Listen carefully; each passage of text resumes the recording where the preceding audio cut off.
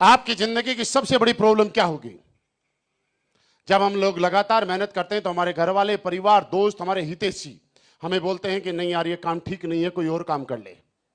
ऐसा बोलते हैं कि नहीं बोलते, मुझे बताओ।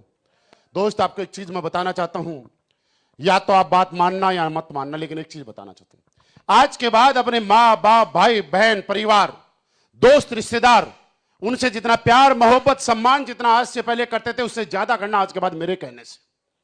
लेकिन जिंदगी में सब कुछ उनको देना, हर चीज का हक देना, लेकिन एक हक कभी मत देना, और वो हक ये है कि AWPL के अंदर आप अगर कामयाब होते हैं तो उनको सलाह देने का हक गलती से कभी मत दे देना साहब। अगर AWPL में सक्सेस होने का हक आपको अगर किसी को देना है तो एक आदमी को, और वो आपके लाइन ऑफ स्पॉन्सर में आपका एक्टिव अपलाइन होना चाहिए, वो आपका सक्सेसफुल अपलाइन होना चाहिए। इसके अलावा किसी माइक के लाल को हक मत दे देना कि वो आपको सलाह दे सके। दोस्तों, ये गलती कभी मत करना। हम लोग गलती क्या करते हैं? मेरे पड़ोस में कोई बड़ा रईस बैठा है, पैसे वाला है, उससे मैंने सलाह ले ली। मेरे दोस्त रईस फैक्ट्री का मालिक हो सकता है, क्या वो ये बता सकता है कि लोगों को कैसे जोड़ा जाएगा? कोई रईस है जिसकी बहुत बड़ी होटल है, होटल का मालिक है, 5 स्टार होटल का, क्या वो आपको ये बता सकता है कि ब्रोंज कैसे बना जाता है? कोई कुछ भी होगा, आपको ब्रोंज से ब्रांड एम्बेसडर बनने का रास्ता सिर्फ इन लोगों के अलावा और इस दुनिया में कोई दिखा नहीं सकता साहब। ये हक सिर्फ आप अपने पास रखना और किसी को मत देना। और मैं आपको बताऊं कि नेगेटिव होने वाली चीजें, किसी को सफलता जल्दी मिलती है तो किसी को लेट भी मिलती है, लेकिन याद रखना, सक्सेस जितनी देर से मिलती है ना उतनी ही परमानेंट होती है। जितनी जल्दी मिलती है वो टेम्परेरी होती है। ये उसी फसल और उसी पेड़ की तरह है कि जो फसल 3 महीने में पक जाती है, 3 महीने के बाद हमें दोबारा से मेहनत करनी पड़ती है उसके लिए। लेकिन जो पेड़ 6, 7, 8 साल में फल देना शुरू होता है, उसके फल और उसकी छाया हम और हमारे बच्चे भी खाते हैं। आपको अगर समझना है इस इंडस्ट्री को तो ऐसे समझिएगा। डायरेक्ट सेलिंग इंडस्ट्री वैसे ही है जिस तरह से हम लोग एक पेड़ लगाते हैं, और आपके घर के बाहर जब आप पेड़ लगाते हैं तो शुरुआती दौर में उस पेड़ के चारों तरफ दीवार करनी पड़ती है, छोटी छोटी मिट्टी की, जिससे उसे पानी डाला जाता है। किया होगा ना आप लोगों ने। उसके बाद भेड़, बकरी, कुत्ता, गाय, भैंस, उनसे बचाने के लिए लकड़ियां लगानी पड़ती हैं। बारिश से बचाने के लिए भी आपको बचाना पड़ता है, सर्दी से भी उनको बचाना पड़ता है, किसी बोरी से आप ढक देते हैं। ऐसा किया होगा ना। गर्मी में, सर्दी में, बारिश में, सबसे आपने उसको बचाया होगा।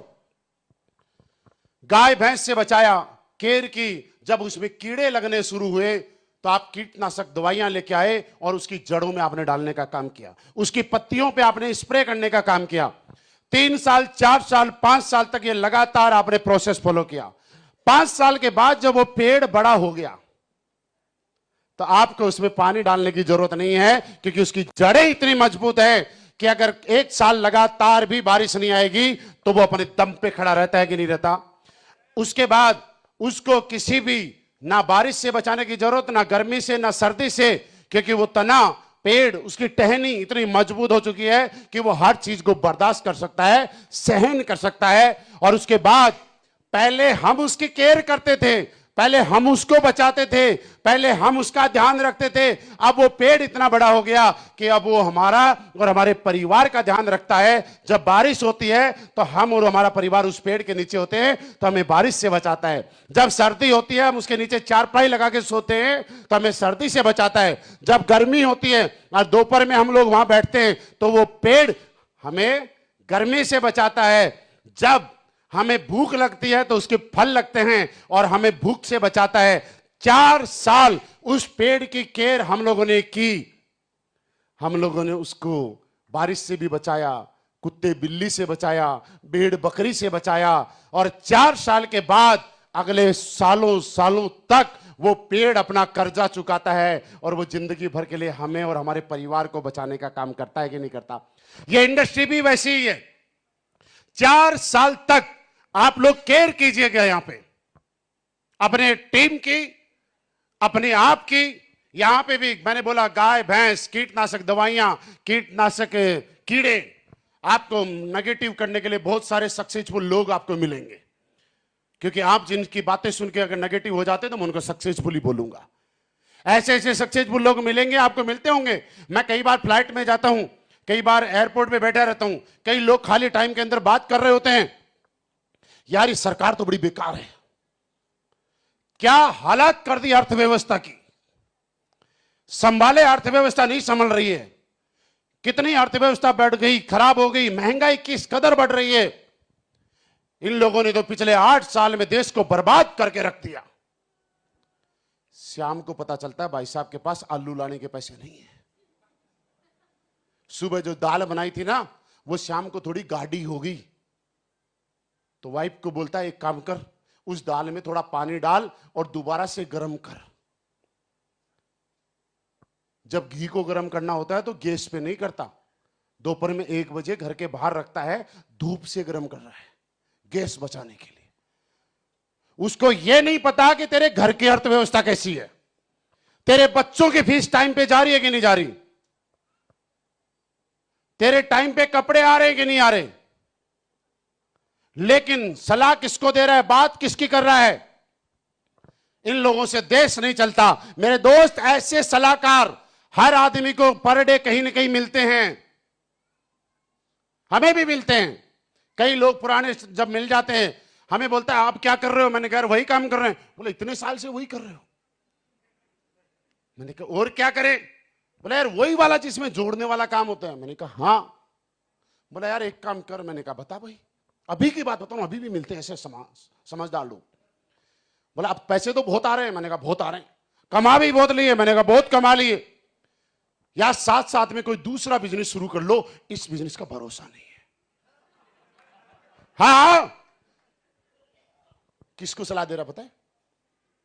टूटी फूटी बाइक लेके आया, दहेज में मिली हुई, आज तक उसमें तेल के अलावा दूसरी चीज नहीं डाली, और वो भी मजबूरी में डाली क्योंकि बिना तेल के चलता नहीं।